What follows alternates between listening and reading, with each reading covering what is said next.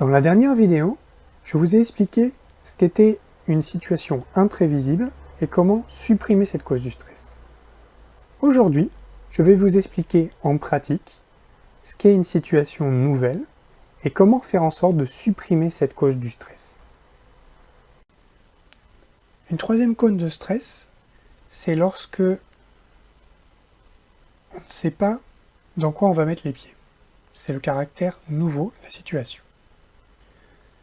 Ça arrive principalement lorsque c'est une situation inconnue qu'on n'a jamais rencontrée avant. Par exemple, ça va être le cas lorsque on doit passer pour la première fois le bac, ou lorsque on embrasse pour la première fois une personne et qu'on va un peu plus loin, ou alors lorsqu'on apprend le japonais pour la première fois. L'idée, pour faire en sorte de savoir dans quoi on met les pieds, ça va être basé sur deux approches. La première approche, tout comme le caractère imprévisible, ça va être d'essayer de se renseigner. Peut-être qu'on peut savoir dans quoi on met les pieds, mais que l'information ne l'a pas encore découvert. On peut la trouver dans des livres, dans des vidéos, sur Internet, ou en parlant avec des proches ou de la famille, ou des amis. La deuxième possibilité, c'est d'essayer de trouver dans tout ce qu'on a vécu jusque-là, une situation qui s'en rapproche. Tous les points en commun, on va pouvoir les réutiliser directement. Pour les points qui sont différents, on peut les adapter. Voire trouver une situation qui se rapproche, une troisième situation qui se rapproche de ces points qui diffèrent. En pratique, qu'est-ce que ça donne? La première fois qu'on doit passer le bac, on peut essayer de trouver une situation proche. On sait que le brevet a pas mal de points en commun avec le bac. Quand on a passé le brevet, on a dû le passer avec des épreuves séparées, à des heures et des jours précis, et on s'est retrouvé dans des classes mélangées. On n'est plus avec les personnes avec qui on a l'habitude de passer son temps à l'école. Les points différents entre le bac et le brevet, ça va être le fait de passer des oraux.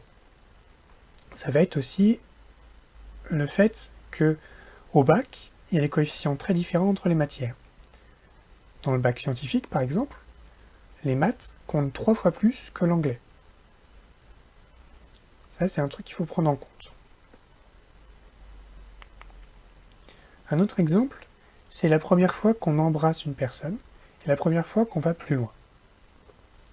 Typiquement, on ne sait pas trop dans quoi on s'embarque.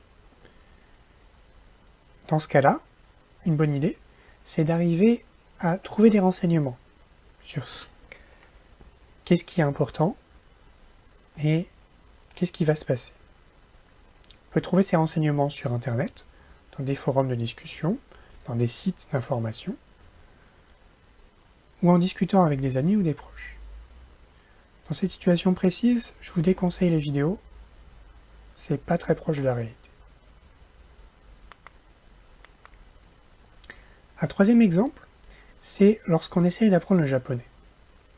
Dans ce cas-là, on peut le rapprocher de quelque chose qu'on a connu avant, c'est lorsqu'on a appris l'anglais.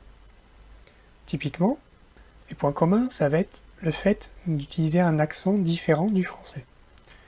Ça va être le fait d'utiliser des mots, des termes qui sont très différents, des expressions qui sont particulières à chaque langue. Là où c'est différent, ça va être en particulier les lettres, la calligraphie, qui est très différente en japonais, qu'il va falloir apprendre, et les différents niveaux de politesse. En japonais, il y a plus de 10 manières différentes de s'adresser à quelqu'un, en fonction de la position qu'on a par rapport à lui.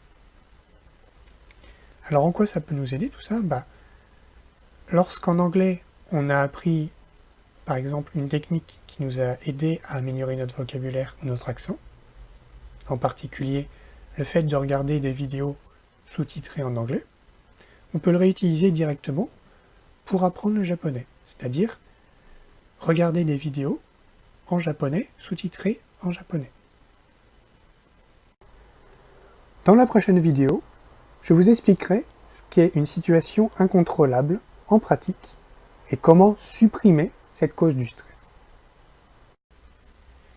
Ces vidéos sont basées sur les résultats des travaux scientifiques suivants.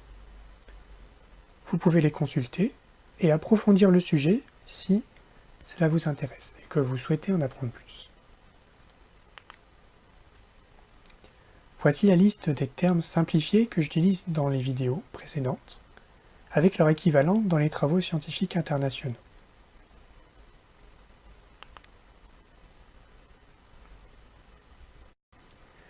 Merci d'avoir suivi ces vidéos, et à bientôt pour de nouveaux sujets sur Fundaments.fr.